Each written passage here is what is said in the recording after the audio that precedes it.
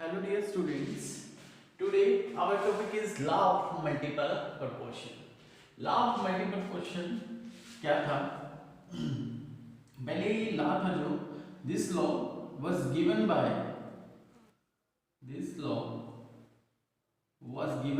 किसने दिया था ये? डॉल्टन ने। तो सबसे पहले तो आपको ये बताना चाहिए कि लॉ दिया किसने। Secondly law of multiple proportion, इसकी डेफिनेशन बड़ी इंपॉर्टेंट है, पहले वो हम पढ़ते हैं फिर उसके साथ साथ क्या करते हैं एक एग्जांपल।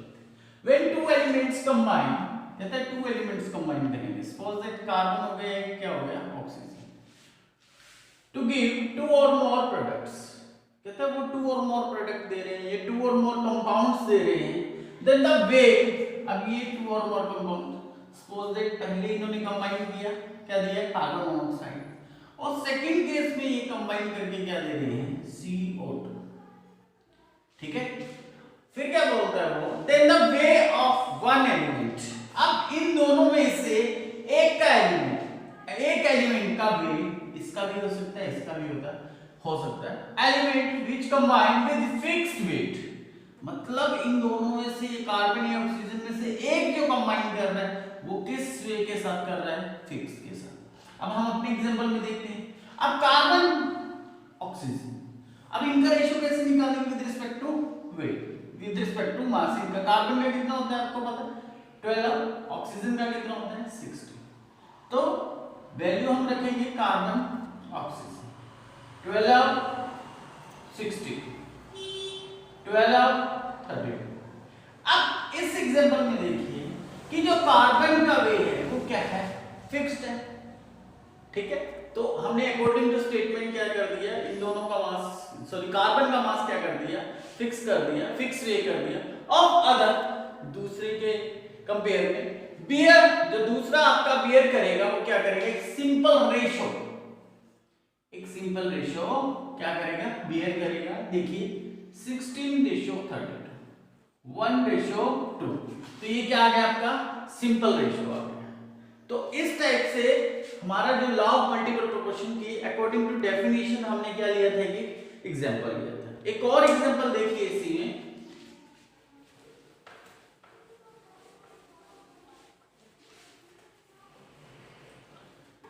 लाइक सल्फर, सल्फर किसके साथ कर रहा है, ऑक्सीजन के साथ रिएक्ट कर रहा है, क्या बना रहा है SO2, फिर सल्फर ने ऑक्सीजन के साथ रिएक्शन की और क्या बना रहा है SO3। अब यहां पे जो एलिमेंट, एक बात और, इसके अंदर जो आपका मल्टीपल प्रोपोर्शन लो के अंदर हमेशा दो एलिमेंट ही कंबाइन करते हैं, क्या कंबाइन करते हैं, दो, जहां पे दो एलिमेंट दिखे आपको, आप आइडिया लगा सकते हैं कि वहां पे मल्टीपल प्रोपोर्शन से रिलेटेड बात हो सकती है। अब सल्फर का रेशियो क्या है इसमें, सल्फर रेशियो ऑक्सीजन, सल्फर का मास क्या है 32, सेकेंड में 32, 48। अब ये क्या है इसमें फिक्स, और इनका जो रेशियो है ये क्या है, एक सिंपल रेशियो। तो इस टाइप से आप लॉ ऑफ मल्टीपल प्रोपोर्शन को बता सकते हैं। एक बड़ा पॉपुलर एग्जांपल है इसका, इस पॉपुलर एग्जांपल के अंदर नाइट्रोजन और ऑक्सीजन क्या करते हैं, कंबाइन करते हैं and they give N2O, NO, N2O3, N2O4, N2O5।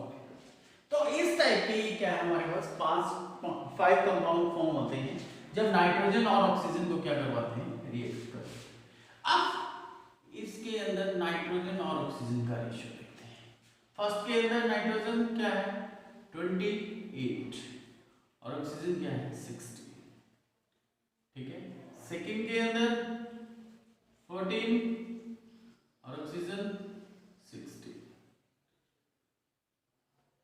इसके अंदर 28 48 28 64 28 80।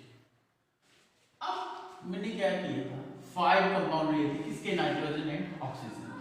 अब यहाँ पे नाइट्रोजन का एटॉमिक नंबर कितना, एटॉमिक मास कितना होता है 14 और ऑक्सीजन का कितना होता है 16, तो 14 टू जा 28, 16 40 16 42 जा 28 48 ऐसे मल्टीप्लाई करके करें।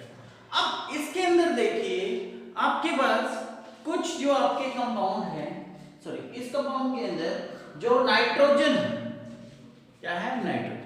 अब नाइट्रोजन के अंदर क्या है, ये भी 28 है, ये भी 28 है, ये भी 28, लेकिन ये क्या है 14, तो हम इसको क्या कर देंगे, इस 28 के इक्वल कर देंगे और इसको 2 से जो मल्टीप्लाई कर देंगे 28 और यहाँ पे क्या देंगे 32। अब नाइट्रोजन का जो वे था वो क्या हो गया, फिक्स हो गया। अब इनका रेशियो देखिए आप 16 ratio 32 ratio 48 ratio 64 ratio 80, 1 2 3 4 and 5, तो they bear a simple ratio, they bear a simple ratio। तो इस टाइप से आप बता सकते हैं कि ये सिंपल रेशियो को बेयर कर रहे हैं नहीं कर रहे। अगर कर रहे हैं तो ये क्या है, लॉ ऑफ मल्टीपल प्रोपोर्शन को फॉलो कर। अब इसकी एक लिमिटेशन भी है, लिमिटेशन एक वही लिमिटेशन लिमिटेशन में क्या आएगा, first they are not applicable in case of isotopes. अगर हम आइसोटॉप्स यूज कर रहे हैं तो ये लॉ एप्लीकेबल नहीं होगा उस क्वेश्चन के अंदर। सेकेंडली या उस स्टेटमेंट के अंदर या जो भी हम बात बोल रहे हैं उसके अंदर अगर आइसोटॉप है तो वो फॉलो नहीं करेगा। सेकेंडली क्या है, कुछ ऑर्गेनिक कंपाउंड्स, क्या है ऑर्गेनिक कंपाउंड्स। अब उसके अंदर क्या है, ऑर्गेनिक कंपाउंड्स के अंदर कार्बन जो है कैटिनेशन प्रॉपर्टी शो करता है, तो वो इस टाइप के कंपाउंड बनाता है, like C4 H10 C5 H12 C6 H14। अब इस टाइप के कंपाउंड के अंदर हम क्या करते हैं, इसके जो कार्बन है, carbon hydrogen carbon hydrogen carbon hydrogen. अब इसके अंदर अगर हम एक को फिक्स कर लेते हैं, क्या कर लेते हैं, एक को फिक्स। सपोज दैट ये आपका कितना आ गया 48 रेशियो 10, ये आपका कितना आएगा 60 रेशियो 12 और ये कितना आएगा आपका 16 17 2 रेशियो 4। अगर हमारे पास इनका रेशियो आ जाता है ये, अगर हम एक को फिक्स कर लेते हैं, इसमें एक को फिक्स कर लिया, सपोज दैट इसको हमने क्या कर लिया, इसको सारे को 12 में चेंज कर दिया, तो 12 के लिए आप क्या करोगे, इसको 4 से डिवाइड करोगे, तो 4 से डिवाइड करोगे तो क्या आएगा आपके पास 12 रेशियो, इसको डिवाइड करोगे क्या आएगा 2.5, इसको भी आप 12 में चेंज कर लो तो किससे करोगे आप 5 से, तो ये आएगा 12 और ये कितना आएगा 2.4। इसको फिर आप किससे 12 में चेंज कर देंगे, 6 से डिवाइड करेंगे तो आएगा 12 और ये आएगा 2.3। अब ये क्या है, ये एक सिंपल रेशियो, ये तो फिक्स हो गया लेकिन ये एक सिंपल रेशियो को फॉलो नहीं करे, तो इस केस में ये लॉ एप्लीकेबल नहीं हो पाता। ये these are the limitation of law of multiple proportion. अब इससे रिलेटेड न्यूमेरिकल देखिए कि अगर ऐसा न्यूमेरिकल आ जाता है तो आपने कैसे करना है उस केस में। अब देखिए इस न्यूमेरिकल के अंदर copper keeps 2 oxide on heating 1 gram of each in hydrogen gas 0.888 gram and 0.799 gram of the metal are produced. Show that the results agree with law of multiple proportion. देखो सबसे पहले numerical करने से पहले statement को बड़े ध्यान से समझना है। अब स्टेटमेंट को अगर हम समझे, स्टेटमेंट के अंदर क्या हो रहा है, कहता है कॉपर गिव 2 ऑक्साइड, कॉपर के 2 ऑक्साइड हैं on heating, these are the copper oxide on heating 1 ग्राम। अब इसका हर केस में 1 ग्राम, सेकंड केस में भी 1 ग्राम गर्म कर रहे हैं, किसके हाइड्रोजन गैस में और ये क्या प्रोड्यूस कर रहा है, कॉपर क्या प्रोड्यूस करेगा, हाइड्रोजन। अब इसके अंदर कॉपर क्या है, कॉपर कितना है 0.88 ग्राम, ठीक है। सेम सेकंड केस में इसके अंदर भी कॉपर प्लस ऑक्सीजन, कॉपर क्या प्रोड्यूस कर रहा है इसमें, कॉपर कितना है 0.799 ग्राम, ऑक्सीजन इसमें भी। अब ऑक्सीजन को बताने के लिए हमारे पास क्या है, कॉपर ऑक्साइड है। अगर ये कॉपर है तो बाकी क्या बचा, ऑक्सीजन। तो हम यहाँ पे ऑक्सीजन निकाल लेंगे। ऑक्सीजन की अमाउंट कितनी आएगी हमारी, 1 में से माइनस करेंगे 0.12 ग्राम। सेम एज यहाँ पे कर लेंगे 1 ग्राम में से इसको माइनस करेंगे तो क्या आएगा 0.201। पहले तो आपने क्या कर लिया, कॉपर ऑक्साइड थी आपके पास 1 ग्राम थी दोनों केसेस में, और इसको क्या कर दिया, हीट कर दिया हमने हाइड्रोजन गैस में, और क्या दे रहे हैं, कॉपर मेटल दे रहे हैं, और उसके साथ ऑक्सीजन निकलेगी। अब कॉपर क्या है 0.88 ग्राम, बाकी क्या बचा, ऑक्सीजन, तो माइनस कर देंगे हम, हमारे पास क्या आ गया, ऑक्सीजन। अब हमने क्या करना है, इसमें से एक को फिक्स करना है, क्या करना है, एक को फिक्स। अब कैसे करोगे आप आगे, नेक्स्ट कैसे फिक्स करेंगे, 0.888 gram of copper combine with किसके साथ कंबाइन करेंगे, 0.112 किसके साथ, ऑक्सीजन के साथ, किसके साथ, ऑक्सीजन। तो 1 ग्राम ऑफ कॉपर क्या होगी 1 ग्राम होगी, तो क्या हो गया आपकी 0.112 अपॉन 0.8, यहां से आप क्या निकालोगे वैल्यू, और इसकी वैल्यू नियर अबाउट आएगी 0.126 निकल। ये किसका हो गया हमारा 1 ग्राम का, 0.88 का कितना, इतना, तो 1 ग्राम कॉपर का ये हो गया। सेम सेकंड केस में करेंगे 0.799 ग्राम ऑफ कॉपर कंबाइन कितने ऑक्सीजन के साथ, 0.201 के साथ, 1 ग्राम ऑफ कॉपर। अब कॉपर क्या है यहाँ भी 1 ग्राम, यहाँ भी क्या है 1 ग्राम, तो दोनों साइड क्या है, ये कांस्टेंट फिक्स। अब इसकी वैल्यू क्या है 0.201 अपॉन 0.799। अगर हम इसको सॉल्व करेंगे तो ये नियर अबाउट आपकी वैल्यू आएगी 0.252, ठीक है। अब कॉपर ऑक्सीजन, कॉपर 1 ग्राम, इधर कितना है आपका 0.126, कॉपर 1 ग्राम 0.252। अब इन दोनों का रेशियो क्या है 1:2, तो they bear a simple ratio. अगर ये सिंपल रेशियो को फॉलो करें it means they follow the law of multiple proportion. तो इस टाइप से आपने लॉ ऑफ मल्टीपल प्रोपोर्शन के न्यूमेरिकल कर दिए। सेकंड देखिए, second law, sorry fourth law जो आपका है,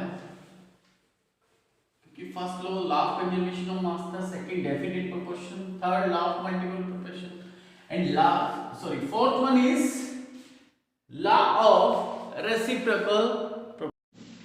this law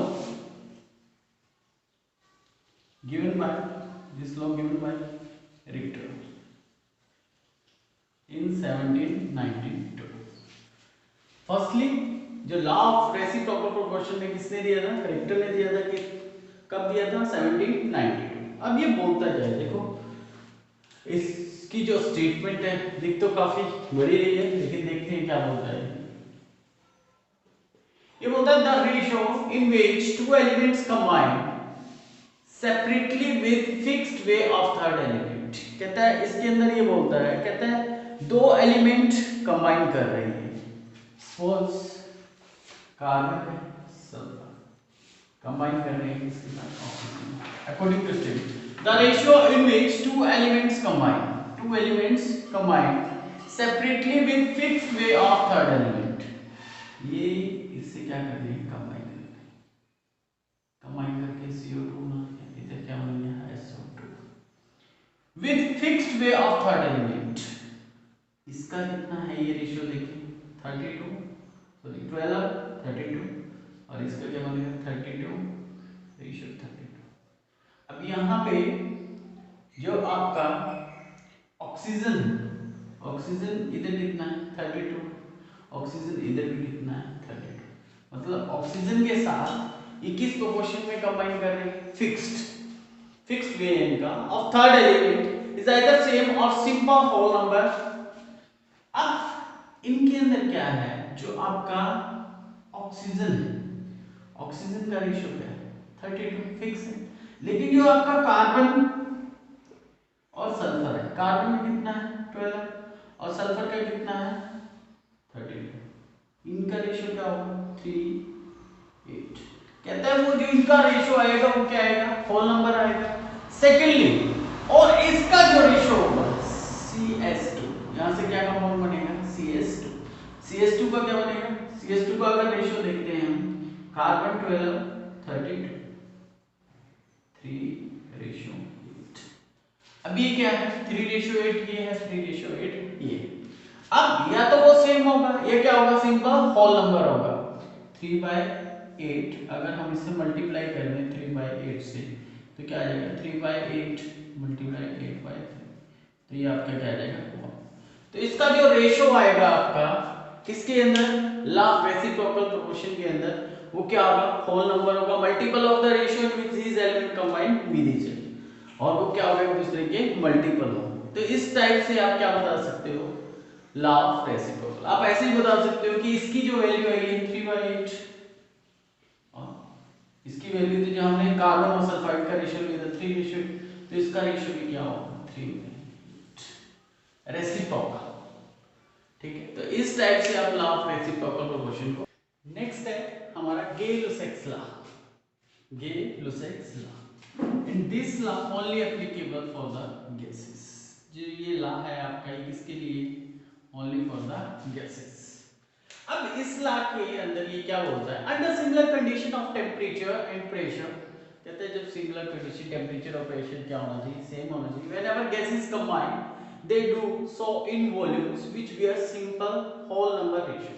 कहता है जब भी गैसेस कंबाइन करेंगे, क्या करेंगे कंबाइन, लाइक हाइड्रोजन रिएक्ट करेंगे Cl2 के साथ,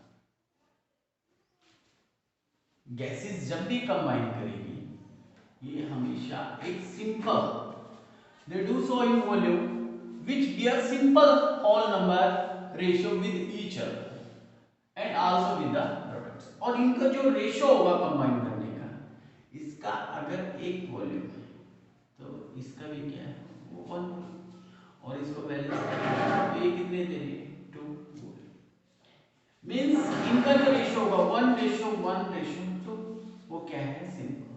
तो गैसेस जब भी कंबाइन करेंगी according to Gay-Lussac's law they always bear a simple whole number ratio, ये हमेशा क्या करेंगे एक सिंपल रेशियो को फॉलो करेंगे। जैसे मैंने लिखा 1 वॉल्यूम 1 यहाँ पे आपको चीज याद रखनी है, इनकी जब भी यूनिट्स यूज कर रहे हो वॉल्यूम की वो क्या रखनी है सेम रखनी है, उसके विद रिस्पेक्ट हम क्या करते हैं इसको स्टडी करते हैं।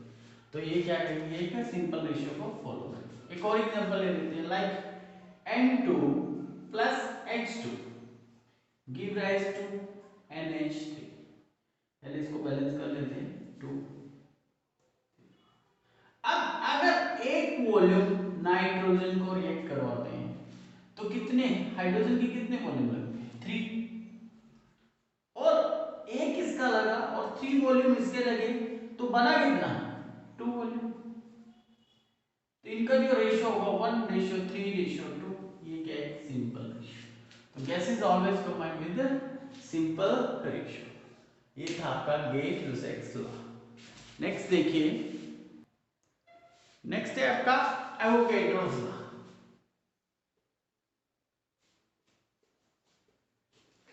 अब एवोगैड्रोस लॉ में क्या बोलता है ये, या एवोगैड्रो हाइपोथेसिस के नाम पे भी जानते हैं। तो एवोगैड्रो लॉ में क्या बोलता है ये, under similar condition of under some similar condition of temperature and pressure जो ये ला एप्लीकेबल है, ये गेल-लुसाक्स ला या एवोगैड्रो ला है, ये कब काम करते हैं? जब सिंगुलर कंडीशन। और क्या बोलता है? Equal volume